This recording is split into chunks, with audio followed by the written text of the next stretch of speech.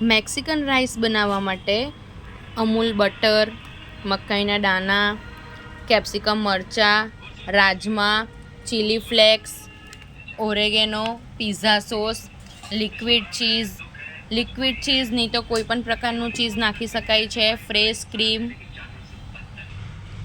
Boil કરેલા rice.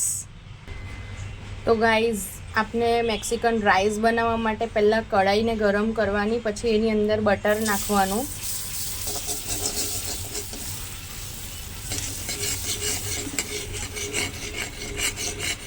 Butter થઈ જાય ત્યાર પછી એમાં કેપ્સિકમ મરચાં, મકાઈના દાણા, રાજમાને એડ કરવાના.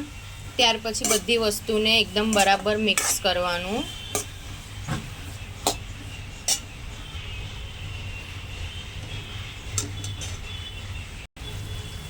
ત્યારબાદ એની અંદર સ્વાદ અનુસાર મીઠું નાખવાનું. ત્યાર પછી ઓરેગાનો નાખવાનો.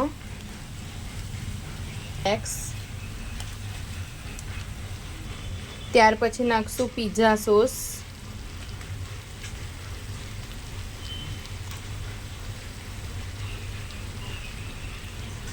થોડું નાખશું લાલ મરચાંની ભૂકી. ત્યાર પછી એ બધી વસ્તુને પ્રોપર રીતે મિક્સ કરવાની.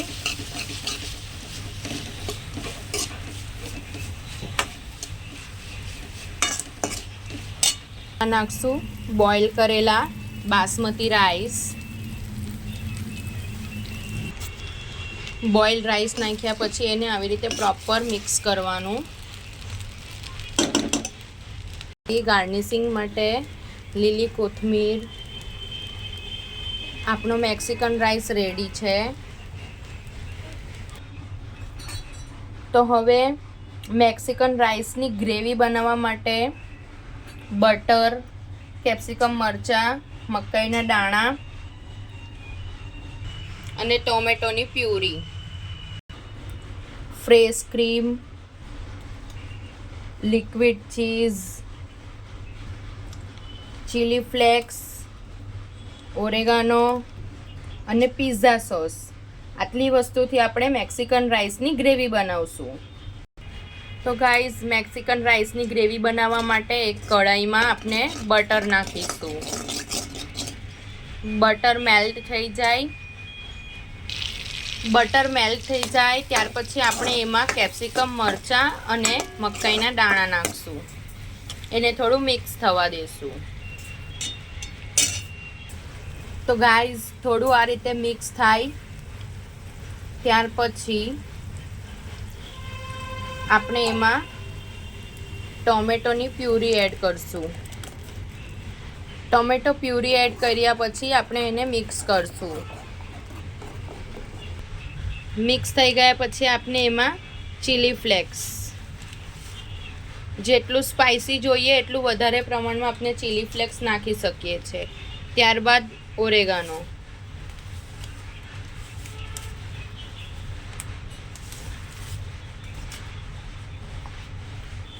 ત્યારબાદ ફ્રેશ ક્રીમ.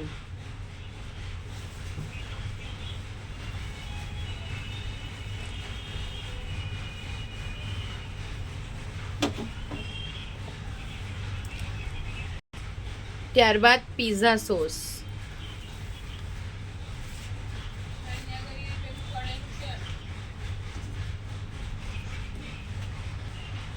ત્યારબાદ આપણે નાખશું લિક્વિડ ચીઝ.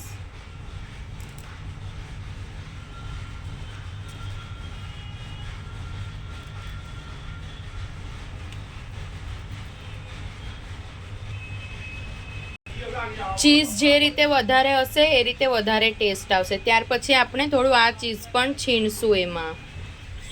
આ ચીઝ છીણાઈ ગયા પછી આપણે થોડું એમાં નાખશું લાલ મરચાંની ભૂકી.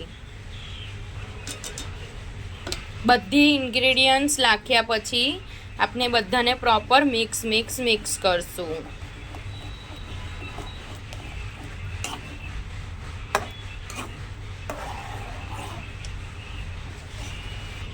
બધું પ્રોપર રીતે મિક્સ થઈ જાય પછી આપણે થોડું એમાં નાખશું કોથમીર.